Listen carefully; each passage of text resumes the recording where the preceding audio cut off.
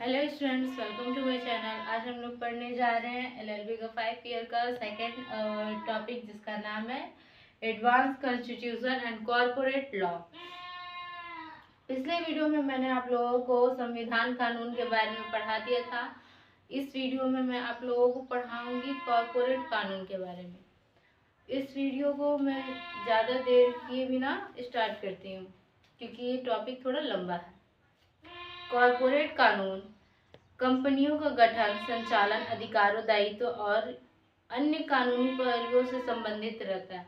देखिए, जो corporate law है वो किसी भी संस्था, जैसे कोई भी कंपनी, बैंक को ले लीजिए, या कोई कंपनी जो कोई काम कर रहे हैं और कोई भी संचालन के द्वारा या अधिकार किसी के हो, तो वो सभी चीज, जितने भी दायित्व वगैरह आ जाते हैं हमारे कानून के अंदर, उन सभी से संबंधित है।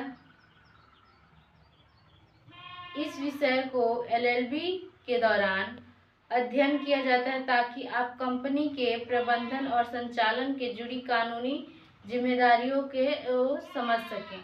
देखिए, हम लोगों को तो ऐसे तो इसका कोई ज़रूरत लगे, अगर पहले कोई भी अगर स्टार्ट करे कॉरपोरेट लॉ के बारे में, तो किसी को भी लगेगा कि ये तो हमें ज़रूरत ही नहीं है, ये तो कंपनी के बारे में बता रहे हैं, इससे हमें क्या। लेकिन कंपनियों के बारे में आई थिंक, मतलब हम लोग को सारी चीज़ों के बारे में जानकारी होनी चाहिए। कंपनी से जुड़ी हो या फिर कोई केस से जुड़ा हो, सारी डिटेल्स अगर हम लोग रखेंगे, अपने पास जानकारी रहेगा, तो ही कोई भी वकालत की जो हम लोग करेंगे ट्रेनिंग वगैरह, या फिर कोई भी केस को सुलझाएंगे, तो उसको बढ़िया से आप एक्सप्लेन कर सकते हैं। पहला बता दूं कि कंपनी का अधिनियम 2013 के तहत यह अधिनियम कंपनियों के गठन और उनके प्रबंधन, उनके कार्यकलाप और दायित्व को नियंत्रित करता है। यह अधिनियम जो है वो कंपनियों का गठन, प्रबंधन, कार्यकलाप और उनके दायित्वों को नियंत्रित करता है, 2013 का जो नियम है। फिर दूसरा है, सेक्शन 2 के तहत कंपनी की परिभाषा दी गई है, जो किसी व्यवसाय को संचालित करने के लिए एक कानूनी इकाई के रूप में अस्तित्व में है अभी भी। ये थी 2013 के तहत जो एक्ट नियम है वो। फिर दूसरा है कंपनी का गठन।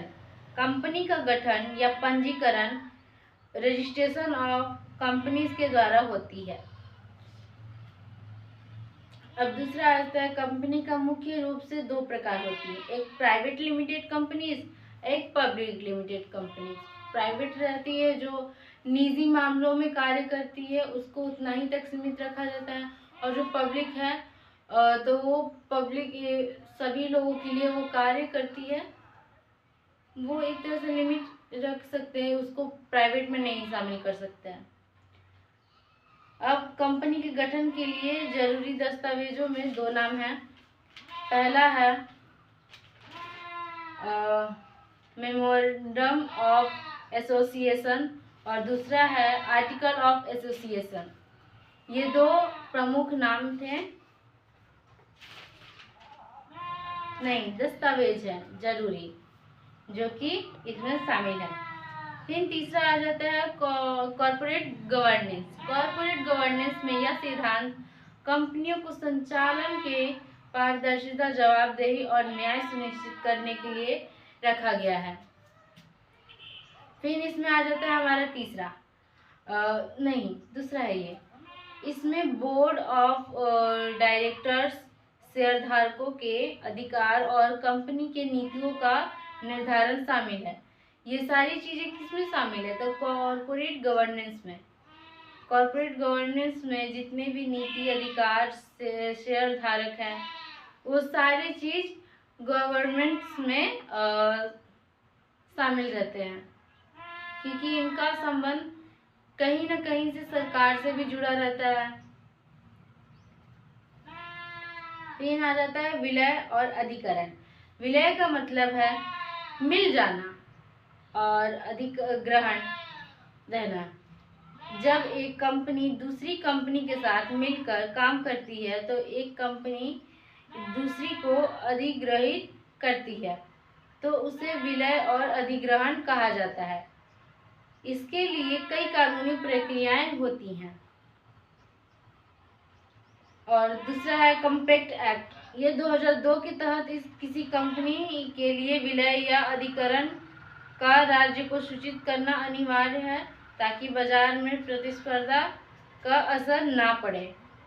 कोई भी कार्य ऐसा होना चाहिए व्यवसाय का जिसमें प्रतिस्पर्धा यानी कंपटीशन वगैरह कार्य ना हो, क्योंकि कंपटीशन के कारण कितने लोग कंपटीशन में एक दूसरे से आगे बढ़ने के चक्कर में खुद का नुकसान बहुत ज़्यादा कर देते हैं, जिससे सरकार को भी नुकसान होती है और उस व्यक्ति को तो नुकसान होता ही नहीं। इसीलिए ये 2002 के तहत नियम लगाया गया कि विलय या अधिग्रहण का राज्य को सूचित करना अनिवार्य रहेगा। राज्य द्वारा ये सूचित किया जाएगा कि कब उसका विलय या अधिग्रहण हो रहा है। फिर कंपनियों की वित्तीय दायित्व, इनकी क्या क्या वित्तीय दायित्व है। तो कंपनियों को अपनी वित्तीय स्थिति को स्पष्ट रूप से दर्शाना होता है। इसमें फाइनेंशियल स्टेटमेंट के माध्यम से किया जाता है, जैसे कि बैलेंस शीट, लाभ हानि खाता आदि इसमें शामिल रहते हैं। और इसमें रिपोर्ट का सही तरीके से पालन करना अनिवार्य रहता है। अब हम लोग आ जाते हैं कंपनी के निदेशक। कंपनी के निदेशक में कंपनियों को संचालन में प्रमुख भूमिका निभाते हैं और निदेशक के अधिकार और कर्तव्य कंपनी 2013 के तहत निर्धारित होते हैं। ये मैंने आप लोगों को पहले ही बता दिया था। तो ये तो थे जो पूरी प्रक्रिया के द्वारा जो कार्य होता है वो सभी चीज़ों के बारे में। अब इसके जो महत्वपूर्ण मुद्दे हैं कॉर्पोरेट कानून में, जो कि एलएलबी के स्टूडेंट्स हैं उनको पढ़ना चाहिए, उनको जानकारी रहना चाहिए, वो मैं पहले आपको बता दी हूँ कि इसमें 3 प्रमुख मुद्दे हैं। पहला है सार्वजनिक सेवा, दूसरा है न्यायिक प्रक्रिया और नीतिगत दृष्टिकोण, तीसरा है वित्तीय अपराध या धोखाधड़ी। इन सभी के बारे में भी जान लें। पहला आ जाते हैं हम लोग सार्वजनिक सेवा और प्रशासनिक कानून। इसमें यह समझने में मदद करता है कि राज्यों को कार्य और निर्णयों की कानूनी दृष्टिकोण से कैसे देखा जा रहा है। सार्वजनिक सेवा या प्रशासनिक कानून इसको ये समझने में मदद करता है कि कोई भी निर्णय या कार्य को, राज्य का जो निर्णय या कार्य है उसे किस दृष्टिकोण से देखा जाए, क्या वो अच्छी कार्य कर रही है या फिर उसका कार्य में अभी भी त्रुटि है। दूसरा आ जाता है न्यायिक प्रक्रिया। न्यायिक प्रक्रिया या नीतिगत दृष्टि ये अदालत के संविधान और कॉर्पोरेट कानून के बदलाव और निर्णयों कैसे करती हैं, यह समझने के लिए इस पहलू को अध्ययन करना बहुत ही महत्वपूर्ण रहता है। जितने भी अदालत में वकालत करने के लिए जितने भी स्टूडेंट्स हैं उनको ये न्यायिक प्रक्रिया या नीतिपूर्ण दृष्टि जो है उसको पढ़ना बहुत ही महत्वपूर्ण है, क्योंकि इसी के दौरान आप लोग समझ पाएंगे कि उसमें कैसा बदलाव करना चाहिए, कैसे निर्णय लें तो उसमें बदलाव हो, चाहे उसका प्रसिद्ध हो या व्यवसाय वगैरह बढ़े। तो ये नीतिगत दृष्टिकोण में आता है। अब तीसरा आ जाता है हमारा वित्तीय अपराध और धोखाधड़ी। कंपनियों द्वारा किए गए वित्तीय अपराध और धोखाधड़ी से जुड़े कानूनी मुद्दे जैसे धोखाधड़ी, भ्रष्टाचार और धोखाधड़ी के आरोप, ये सारे चीज आजकल बहुत से, क्योंकि फ्रॉड बहुत ज़्यादा चल रहा है आज के लिमिटेशन में, बहुत सारे स्कैम, फ्रॉड ये सब चल रहे हैं कंपनियों के द्वारा, साइबर के द्वारा। तो ये सारी चीज़ों की जानकारी रखनी चाहिए ताकि कंपनियों की धोखाधड़ी और भ्रष्टाचार से आम जनता लोग को बचाया जा सके। तो ये थी आज का टॉपिक और ये टॉपिक हमारा यहीं पे ख़त्म किया होता है। मिलते हैं नेक्स्ट टॉपिक पर नेक्स्ट वीडियो में, तब तक के लिए थैंक्स।